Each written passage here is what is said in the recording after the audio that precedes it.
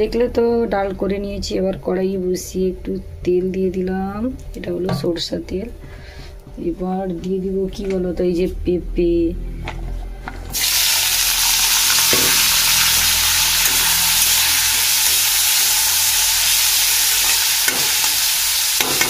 দেওয়া হয়ে গেছে। এরপর অল্প করে লবণ ছেড়ে দিলাম, এই যে হলুদ অল্প দিব, বেশি দিলে আবার হলুদ পেঁয়াজ করবে।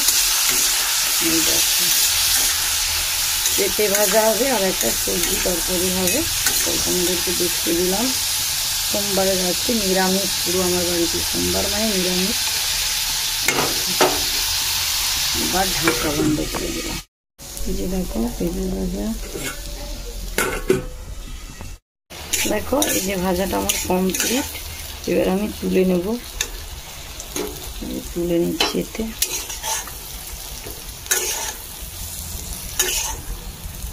আমার সাইকেল চলবে উড়িয়া উড়িয়া। দেখো গাইস আমার হয়ে গেল পেঁপে ভাজাটা। এইখানে দাঁড়াও তোমাদের দেখাচ্ছি ভালো করে। এই যে পেঁপে ভাজা কমপ্লিট।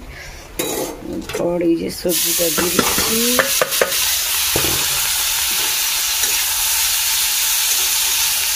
প্লিজ তোমরা চোখ রেখো ব্লগে।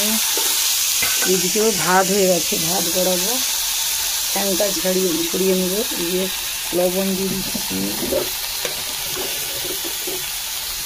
যে হলুদ দিয়ে দিচ্ছি,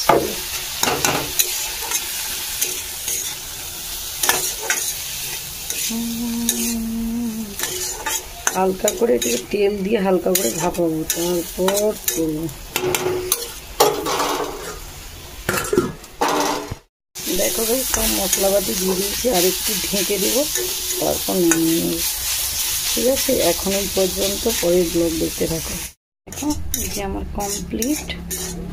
অল্প করে করেছি, এটা শুধু ছেলের জন্য। দেখো ভাই সব মশলাপাতি দিয়ে দিয়েছি, আর একটু ঢেকে দেবো, তারপর নামিয়ে নেব।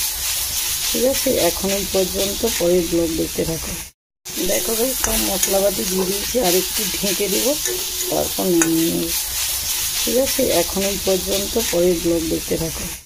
দেখো ভাই সব মশলাপাতি দিয়ে দিয়েছি, আর একটু ঢেকে দেবো, তারপর নামিয়ে নেব।